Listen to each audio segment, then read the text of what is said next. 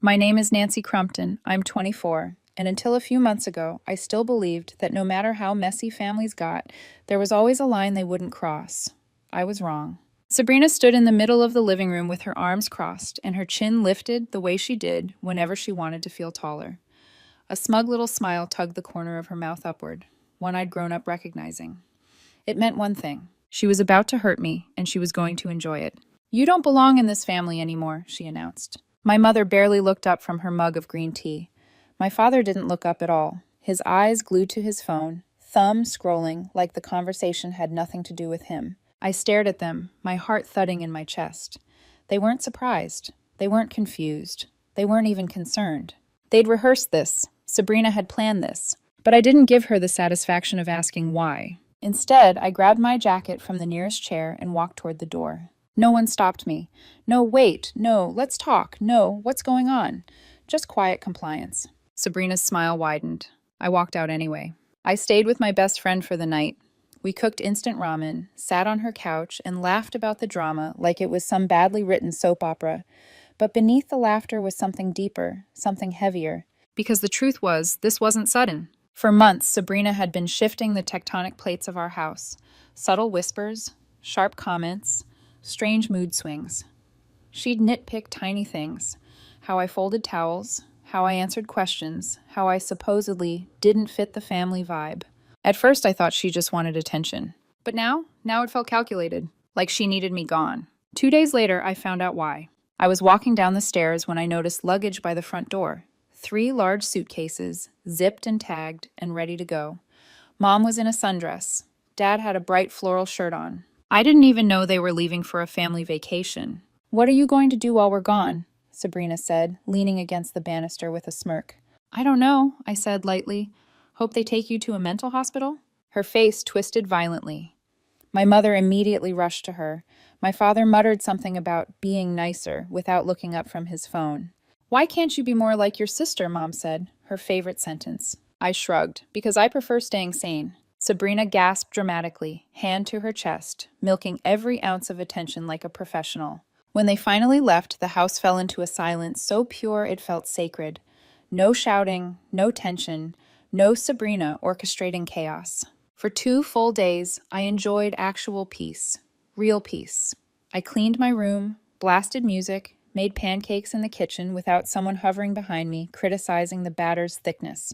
But peace doesn't last in my family. It never does. The first call from Sabrina came as I was flipping pancakes. I ignored it. Then another, and another. By the time I sat down to eat, she'd called 7 times. Curious and slightly annoyed, I answered the 8th. "What do you want?" I asked. Her voice was panicked. "We've been robbed, on vacation. They stole everything. We're stranded without money, without cards. Nancy, we need your help." I blinked.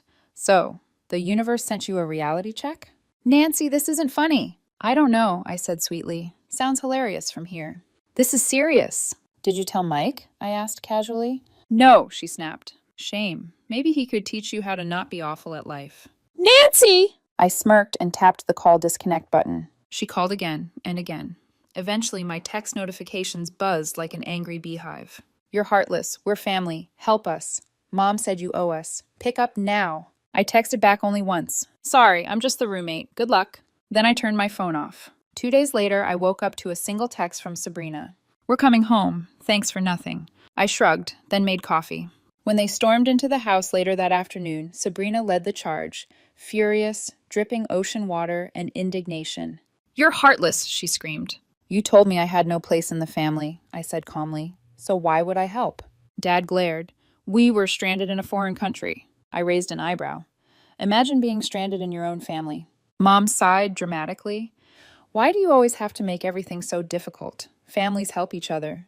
"Funny," I said, because last week I was apparently dead weight. Mike, Sabrina's husband, shifted uncomfortably before finally murmuring, "You can't treat people like trash and expect them to care when you're in trouble." It was the first time, ever, that anyone had defended me. Sabrina's eyes widened. She was shocked he dared. Dad quickly stepped between us, trying to turn it into some let's all calm down lecture. I picked up my bag. "I'm done," I said. "I'm not living in this circus anymore." I left that night. My grandmother opened the door before I even knocked. "You don't have to explain," she said. "Get inside." I did, For the first time in years, I slept through the night. 2 days later, everything changed again. I received a call from a number I didn't know. This is Detective Ramirez. Your sister has filed a report claiming you threatened her before their vacation. My heart dropped. What? No, that never happened. We need you to come in to give a statement. My grandmother squeezed my hand. That girl has no shame, she muttered. But don't worry, lies fall apart. The next morning, we went to the police station. Detective Ramirez was young, sharp-eyed, surprisingly kind. Your sister says you threatened physical harm, he said. I laughed bitterly. If she said I threatened to steal her spotlight, maybe. He smirked despite himself. When he interviewed her, she couldn't provide details. Her story contradicted itself. She blamed jet lag, memory fog, the trauma of being robbed. He sighed. It's clearly a personal vendetta. We're dropping the case. Just be careful. People like this don't stop easily. I returned to my grandmother's house feeling a mix of relief and cold fury. She handed me an envelope. This came for you earlier. I opened it, a single note in rushed handwriting. I need to talk to you. It's important, Mike. My stomach tightened. Why would Mike, of all people, reach out to me privately? What could he possibly want to say? Against every instinct I had, I picked up my phone and dialed his number. He answered immediately. Nancy, thank God. I didn't know if you'd even read the letter. What's going on? It's Sabrina, he said, voice tight with fear. She's hiding something big, and I don't know who else to turn to. My blood ran cold. What do you mean hiding something? I can't say over the phone, he whispered. Can we meet in person? I should have said no. I should have protected myself. But something in his voice, desperation maybe, stopped me. Fine, I said, but it better be good. We set a time. Tomorrow. A diner outside of town. And I couldn't shake the feeling that whatever he was about to tell me would turn everything I thought I knew into dust. The diner Mike chose sat on a quiet country road, the kind of place where time seemed to move slower and the air always smelled like bacon grease and old coffee. When I walked in, he was already there, sitting in a corner booth, elbows on the table, hands clasped like he was trying to keep them from shaking. He looked nothing like the calm, neutral man who had married Sabrina. This version of him was pale, hollow-eyed, and terrified. He motioned for me to sit, then leaned forward immediately. She lied, Nancy, he whispered harshly. About everything. I lifted an eyebrow. You're going to have to be more specific. She lies about what she ate for lunch. He shook his head. No, I mean everything. The robbery? It wasn't random. The air between us shifted. What do you mean it wasn't random? He rubbed his face with both hands. She planned it, he said. Your sister. She set us up. I stared at him, waiting for the punchline. It didn't come. Mike, that's insane. No, he said, voice trembling. It's real. I have proof. He reached into his pocket and slid his phone toward me. Text messages, screenshots, bank transfers, a contact labeled only with an emoji and a first initial, a string of messages about investment opportunities, liquidating funds, and, my blood froze, instructions Sabrina gave about where they would be, what time, and what luggage they'd have. She didn't lose our money, he said. She handed it over. What for? To pay off someone she owed. And then she told me the robbery was some freak accident. But when I confronted her, she broke. He swallowed hard. She said she was going to fix it, that she'd double the money with some business deal. His voice cracked. Nancy, she drained my accounts. She cleaned out our savings. She's in debt up to her neck with people I don't even want to think about. And now she's desperate. I sat back, breath shaky. This wasn't ordinary Sabrina manipulation. This wasn't her stealing attention, twisting stories, or crafting dramas. This was criminal. This was dangerous. This was something she couldn't charm her way out of. Why are you telling me this? I asked quietly. Because she filed a false police report against you, he said. She tried to frame you to distract everyone. If you were in trouble, nobody would look too closely at her. My stomach turned. It all aligned too perfectly. A family exile. A humiliating you don't belong. A sudden vacation Sabrina knew I wouldn't be on. A staged robbery, a false report. She wanted me out of the way, not emotionally, legally. A clean slate for her secrets to stay buried. For a moment I felt the familiar anger rise up, but beneath it was something I didn't expect. Pity. Because what kind of chaos must her life be in to push her into something this extreme? I don't know what to do, Mike said softly. I can't trust her, and your parents, they'll just take her side. You're the only one who sees her clearly.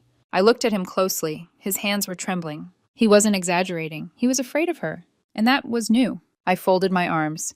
If you want my help, you have to be willing to expose her. Completely. No more covering for her. No more excuses. His eyes darted down. I'll try, he whispered.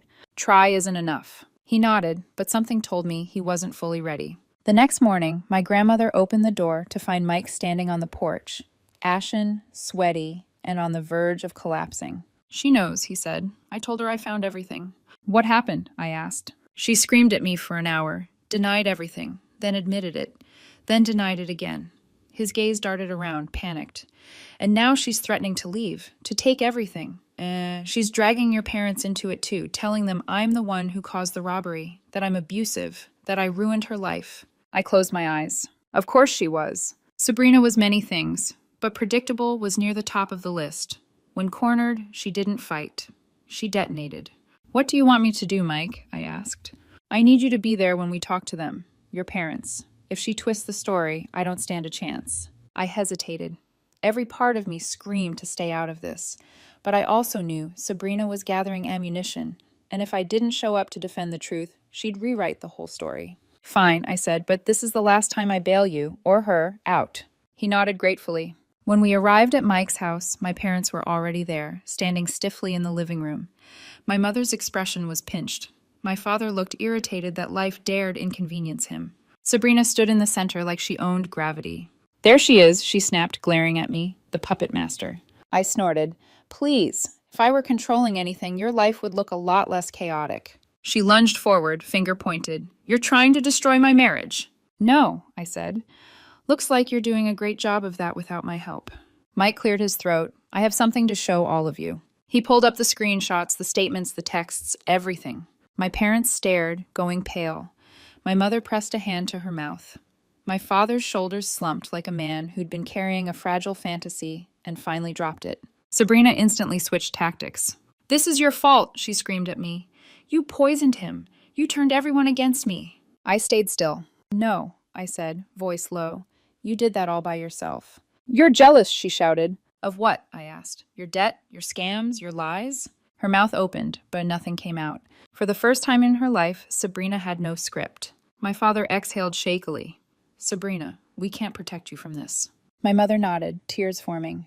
You need help, and we are done enabling this. Sabrina's eyes widened, betrayal settling like frost. You're taking her side? She hissed. No, I said softly. They're finally taking reality's side. Her face twisted into something sharp and feral. Then she stormed out, slamming the door so hard the frame rattled. Mike sank onto the couch, hands trembling. Thank you, he whispered. I couldn't have done that without you. You would have figured it out, I said. You're stronger than you think. But as I looked at the closed door, I knew Sabrina wasn't gone. Not really. People like her didn't disappear. They regrouped.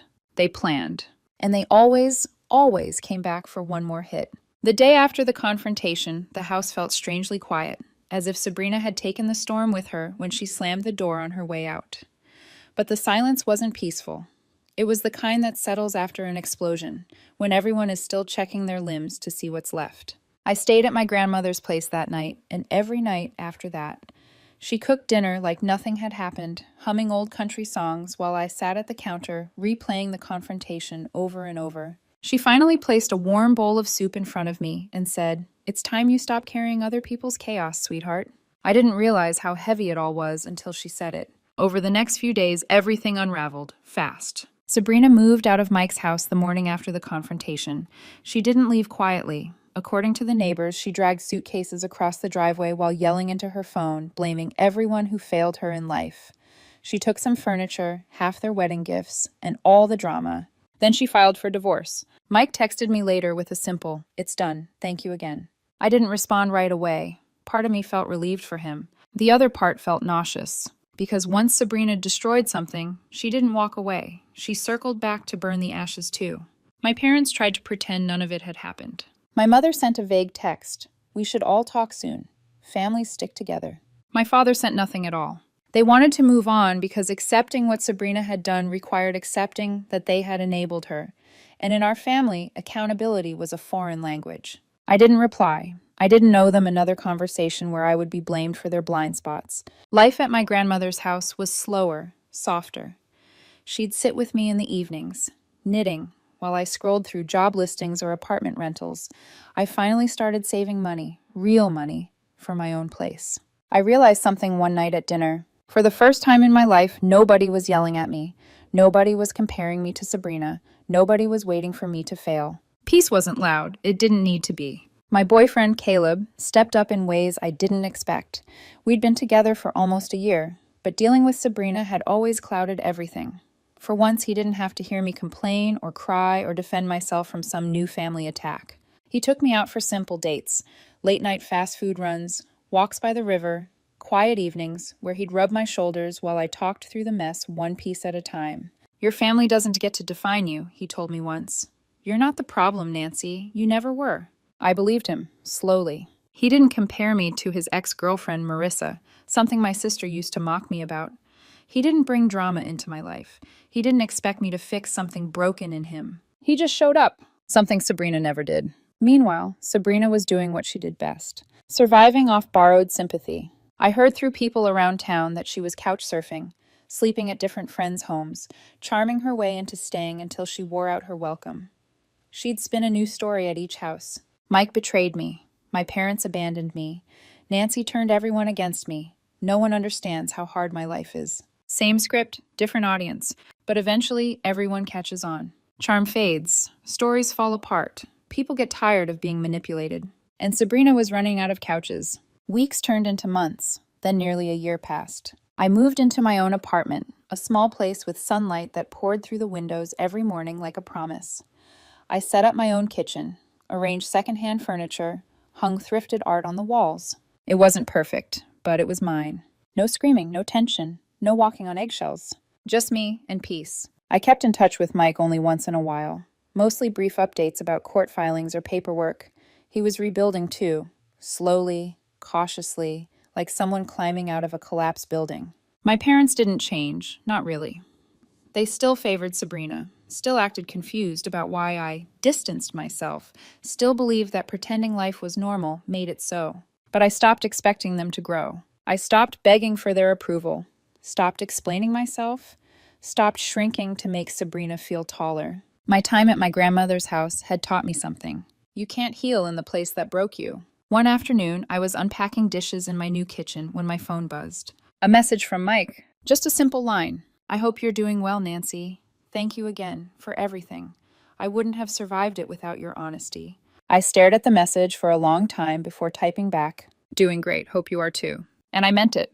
Not because I didn't care what happened to Sabrina, not because I wanted revenge or closure or forgiveness, but because, for the first time in my life, I wasn't dragged into her storms. I wasn't her scapegoat. I wasn't the family punching bag. I was finally living life on my own terms. My story was no longer written in her shadow. It was mine, completely mine.